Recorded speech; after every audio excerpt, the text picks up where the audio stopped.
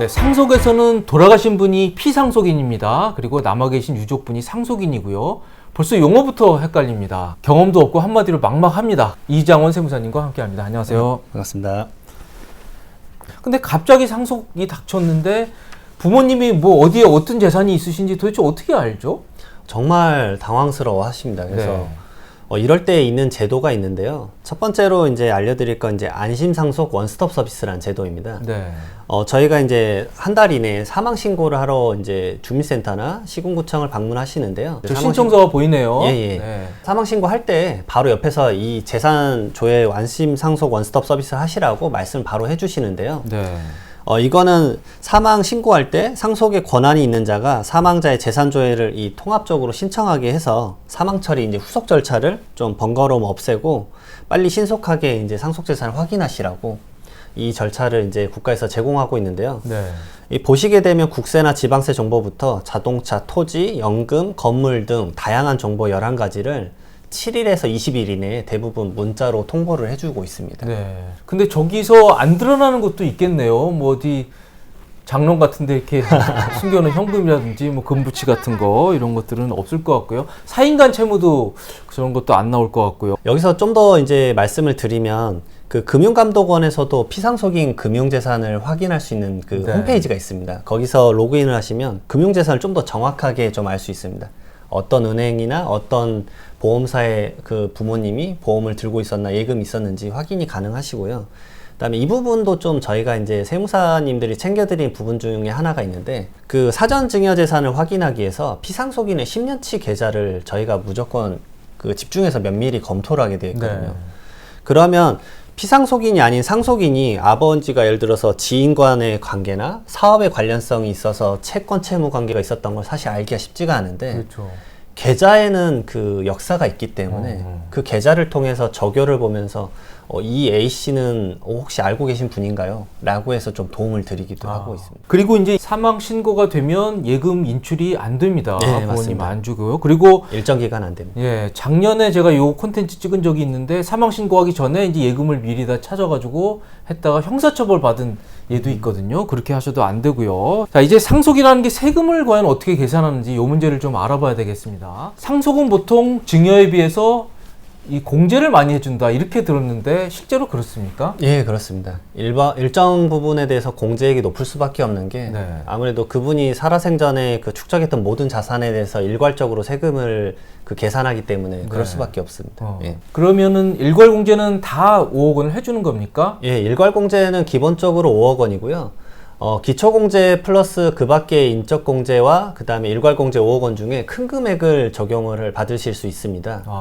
그래서 이제 일괄공제가 최대 5억 원인데 기초공제는 2억 원이고 그 다음에 인적공제로서 이제 4가지가 있죠. 자녀공제, 그 다음에 미성년자공제, 연로자공제, 장애인공제 등이 있습니다. 그런데 이제 실무에서 접할 때는 대부분은 일괄공제 5억 원이 대부분 더 크게 적용을 받으시곤 합니다. 그렇군요. 그러면 대부분 하여튼 5억 일괄 공제를 받는다 생각하시면 되고요. 아주 특별한 경우 5억 원보다 더 받을 수 있는 경우는 어떤 경우입니까? 제가 지금 상속세 신고를 이제 수임해서 진행하고 있는 건인데 네. 그분은 이제 자녀분이 7분이셨어요. 예. 사우디 뭐 그쪽이 예. 그러니까 옛날에 분들은 좀 확실히 자녀분들이 많으셨기 네. 때문에 왜냐하면 자녀 공제가 아까 이제 자세하게 말씀드리면 인당 5천만 원을 이제 받으실 수 있기 때문에 7명이면 3억 5천만 원이지 않습니까? 네. 거기다가 기초공제 2억 원이 추가되기 때문에 일괄공제 5억 원보다 5천만 원 많은 이제 5억 5천만 원을 적용받으실 수 있고요. 물론 다자녀이면서 그 자녀들이 미성년자라면 또 미성년자는 19세가 될 때까지 연마다 1,000만 원을 더 추가로 공제를 해주기 때문에 네. 5억 원을 넘을 수 있는 그 케이스가 발생을 할 수도 있긴 한데 네. 대부분 실무에서는 이제 일괄공제 5억 원이 더 큰 경우가 많고요. 네. 이 부분은 좀 알으셨으면 좋겠는데 그 배우자가 단독으로 그러니까 다른 상속인이 전혀 없고 배우자만 단독으로 상속을 하게 되면 일괄공제 5억 원이 불가능하세요. 이제 가끔 헷갈려 하시는 게 이제 자녀가 한 명 있는데 자녀는 상속을 포기를 했다거나 아니면은 배우자가 모든 상속 재산을 다 가져갔다고 해서 그걸 단독 상속이라 생각하시는 분들이 있는데 그 경우에는 자녀분이 이미 한 명 있기 때문에 그렇구나. 5억 원은 적용 가능하십니다. 네. 아무튼 일괄공제는 지금 방송 보시는 대부분 가족들이 5억 원까지 받을 수 있다. 이렇게 일단 이해하시면 되겠고요. 자, 핵심은 저겁니다. 배우자 공제. 예, 확실히 배우자 공제는 활용을 잘하면 정말 큰 이익이 되는데요. 그 배우자 근데 적용하실 때 상속공제에 한도가 있다라는 걸 꼭 명심하셔야 됩니다. 최소 5억 원이고 최대 30억 원인데 두 가지를 더 체크하셔야 되는 게 실질적으로 내가 받은 배우자가 받은 재산과 그 다음에 법정 상속분을 한도로 하기 때문에 법정 상속분 한도 계산을 꼭 하셔야 됩니다. 네. 그 중에서도 작은 거를 해주는 거죠. 예, 맞습니다. 그래서 세 가지가 있는데 실제 받은 금액, 그 다음에 법정 상속 비율, 그 다음에 30억 원 중에서 작은 금액이 첫 번째 한도고요. 그 금액과 5억 원 중에 큰 금액을 다시 한번 한도 계산을 하게 되어 있습니다. 네. 그렇기 때문에 이제 배우자 상속공제 한도가 존재하는데도 전 재산을 예를 들어서 배우자에게 상속하게 된다면 오히려 이게 손실을 볼 수도 있는 게 그 배우자분이 언젠가 또 돌아가시게 그렇죠. 됨으로 인해서 네. 그 자녀분들은 또 한 번 거액의 상속세를 납부하실 수도 있거든요. 그리고 이제 금융재산 공제입니다. 예, 금융재산 같은 경우는 이제 유동성적으로 바로 갖고 있는 부분에 대해서 순금융재산, 그러니까 순금융재산이라는 걸 또 명심하셔야 되는데 본인의 계좌가 2억 원이, 10억 원이 있고 그 다음에 채무가, 금융채무가 5억 원이 있었다 그러면 10억 원의 20%가 아니라 차감된 5억 원의 20%라고 생각을 하셔야 되고요. 네. 한도 2억 원까지 공제가 가능하십니다. 네. 아무튼 저런 구조화에서 상속 공제가 이루어진다 이런 얘기입니다. 예. 저희가 아주 간단한 예 한번 들어보겠습니다. 저 왼쪽 경우에는 이제 배우자가 있고 자식이 한 명이네요. 그리고 저 정도의 자산이 남았는데 저럴 경우에 상속세가 어떻게 계산이 됩니까? 아까 말씀드렸듯이 배우자 그리고 자녀분이 한 분 있으니까 일괄공제 5억 원이 적용 가능하신 거고요.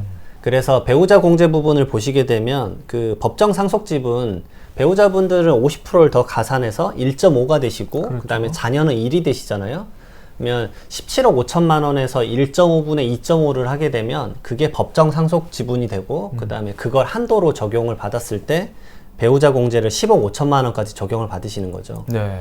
그리고 현금 5억 원이 있으시니까 20%의 그 순금융재산의 20%로 금융재산 공제를 받으시기 때문에 공제 금액이 아주 높아져서 네. 상속재산은 1억 원이 되실 거고 그 다음에 상속세는 여기서 10%인 상속세 1,000만 원으로 납부가 끝나시는 거죠. 많지 않습니다. 네. 그런데 이제 옆에 같은 경우는 배우자 상속공제가 좀 더 이제 줄어들게 될 수밖에 없는데요. 왜냐하면 자녀분이 한 분 더 있기 때문에 법정 상속 지분이 좀 더 낮아져서 그러게 적용이 되시는 겁니다. 그래서 1.5분의 부모는 자식이 2명이 더 있으시니까 3.5가 돼서 한도가 이제 7억 5천으로 적용돼서 네. 7억 5천만 원을 적용받으시고 금융재산은 1억 원, 그래서 총 공제 총액은 13억 5천을 받으셔가지고 여기에 대해서 나머지 상속재산에 대해서 상속세를 계산하시게 되면 7천만 원 정도의 상속세가 나오시는 거죠. 확 올라갔습니다. 예. 네, 왼쪽의 경우에는 이제 배우자 공제를 활용해서 상속세를 많이 낮춘 경우인데 저게 과연 꼭 유리한지 이것은 좀 생각을 해봐야겠네요. 네, 맞습니다. 네. 그리고 또 그 피상속인이 빚만 많이 이제 남기시면 상속 포기가 가능한데요. 네. 유의할 점이 하나 있으신데 상속 포기를 하게 되면 이 상속인이 여러 명이면 다른 상속인에게 그 비율대로 본인의 상속 포기한 게 전부 다 이제 귀속이 된다라는 점이죠. 그래서 할아버지가 돌아가셔서 아버지가 상속 포기를 하게 되면 손주한테도 넘어갈 수가 있다라는 점이 있고요. 그래서 이걸 어떻게 해결할 수 있냐면 이 선순위 상속인이 한정 승인을 해버리시는 거죠. 한정 승인을 해서 내가 받은 재산에서만큼만 채무를 승계를 하겠다라는 조건으로 하게 되면은 상속 채무 승계 문제가 발생하지 않기 때문에 문제점을 사전에 막을 수가 있고요. 그다음에 한정 승인 부분도 많이 아실 거예요. 취득한 재산 한도 내에서 그렇죠. 피상속인의 채무와 유증을 변제할 조건으로 이제 상속을 승인하시는 거죠. 그래서 이 상속 포기랑 한정 승인을 잘 활용하시는 것이 좋습니다. 그리고 이제 그 상 치르면요, 그 부조금도 들어옵니다. 부모님 뭐 친구분들도 많이 하는데 그것도 상속 재산이 됩니까? 그렇지는 않습니다. 네, 저희도 아무래도 이제 그렇죠. 사회 통념상 타당하다고 생각되는 부분이고, 첫 번째로는 이제 피상속인의 사망으로 인해서 이미 사망하셨기 때문에 사망 이후에 생기는 자산은 이 부의금은 피상속인에 귀속이 되지 않기 때문에 재산에 해당하지 않고요. 근데 어떤 문제가 있냐면 이 상속인이 이 문상객으로부터 조의금을 받지 않습니까?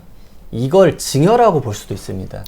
그런데 이제 사회 통념상 이런 것들은 필요하다고 인정되기 때문에 대부분 증여세에서도 비과세가 되는데 특정 금액이 너무 높게 들어왔다거나 이러면 이제 어떤 일정한 혐의를 받으실 수도 있긴 합니다. 그렇구나. 특별한 경우가 아니라면 문제가 되지 네. 않는다 이렇게 생각을 하시면 되겠습니다. 그리고 이제 부모님들이 남긴 재산은요 대부분이 아마 부동산일 겁니다. 제일 액수도 클 거고요. 그런데 부모님이 아파트 남겨주셨는데 갑자기 2주택이 되고 이러면 또 문제잖아요. 네, 예, 그렇습니다. 종부세도 있고 그래서 팔아야 될 경우도 있는데 이것도 양도세 2주택도 문제도 있고 이거 어떻게 해야 됩니까? 우선은 상속 개시가 되면 돌아가신 날로부터 전후 6개월 이내에 부동산을 양도하시게 되면 네. 그 금액이 상속재산으로 우선은 잡히시게 돼요. 그러니까 상속세로 상속재산가액으로 10억 원을 받게 되면 10억 원으로 상속세를 계산을 하게 되죠. 네. 물론 배우자분이 있으시면 10억 원까지는 상속세가 안 나오시기 그렇죠. 때문에 걱정하실 바는 없으실 것 같고, 그 다음에 양도소득세에서는 10억 원에 팔았지만 취득가액도 상속을 받았던 취득가액이 10억 원이 똑같기 때문에 양도 차익이 0원이어서 양도세에 대한 걱정은 크게는 안 하셔도 됩니다. 네. 그래서 저 정도 규모라 그러면 6개월 이내에 파는 게 굉장히 절세에 도움이 되겠습니다. 차라리 나으실 수 있죠. 네. 예. 하지만 뭐 그렇게 6개월 내에 팔기가 쉽지도 않고요. 또 팔 수 없는 경우도 있겠죠. 아무래도 6개월 이내에 양도하게 되면 이제 급매물로 내놓을 수밖에 없으실 때가 많아요. 네. 그러면은 사실 시가를 많이 못 받아서 손실을 보는 경우도 많기 때문에 진지하게 고민을 해보실 수 있는데, 예를 들어서 아버지가 뭐 일반적인 주택을 이제 남겨두고 가셨다, 아파트가 아닌. 그러면 주택은 공시가격으로 상속세 신고를 할 수도 있고 감정평가를 할 수도 있습니다. 근데 대부분 공시가격이 이제 예를 들어서 배우자가 있으면 10억 원까지 상속세를 안 낸다라는 이제 일반적인 개념들을 다 알고 계시기 때문에 그 주택에 대한 개별주택 가격이 5억이라고 가정을 해보겠습니다. 그러면 주변에서는 다 이런 말들을 하세요. 상속세 신고 굳이 안 해도 된다. 어차피 세금 안 나온다. 그렇죠. 맞는 말이세요. 하지만 상속세는 그 단순히 세금 계산으로 하는 게 목적이 아니라 결국 이 상속재산을 상속인이 받았기 때문에 본인의 자산 관리로 바로 뭔가의 스타트가 된다는 걸 꼭 인지를 하셔야 됩니다. 예, 특히 상속재산의 대부분이 부동산이니까 더욱 고민을 하셔야 돼요. 예를 들어서 상속세 신고를 안 했다. 그러면 상속재산은 기준시가, 개별주택 가격인 5억 원으로 적용되기 때문에 배우자 상속공제 10억 원까지 받으시면 전혀 세금은 안 나오시긴 그렇죠. 맞아요. 그러나 추후에 이 주택을 10억 원에 양도를 했다고 가정을 해보겠습니다. 대부분 이걸 양도하실 때 세무사를 찾아오시면서 엄청나게 후회를 하세요. 왜냐하면 10억 원에 파는데 그러면 말씀을 드리거든요. 그럼 이거 상속세 신고하셨어요? 그러면 안 했는데요? 그러면은 자동적으로 개별주택 가격으로 그 상속재산가액이 취득가액이 설정돼 버리기 때문에 5억 원의 취득가액으로 양도소득세를 간단하게 일반 세율로 계산하면 1억 9천만 원 정도가 나오세요. 예. 꽤 나오네요. 네. 그러나 이거를 세무 상담을 받으시고 개별주택 가격이 5억 원이지만 감정평가를 해봤더니 8억 원까지 가능하다. 그렇다고 감정평가 수수료가 어마무시하게 비싼 것도 아닙니다. 그럼 8억 원의 취득가액으로 신고를 하더라도 배우자 상속공제까지 받으면 10억 원까지는 세금이 0원이기 때문에 그렇죠. 어차피 세금은 0원이시고 추후에 양도를 한다고 가정을 해보면 똑같이 10억 원에 팔 때 취득가액이 8억 원으로 높게 계산되기 때문에 2억 원에 대해서 양도 차익에 대해서 세금을 계산하면 6천만 원 정도로 1억 3천만 원이나 절세를 하실 수 있죠. 네.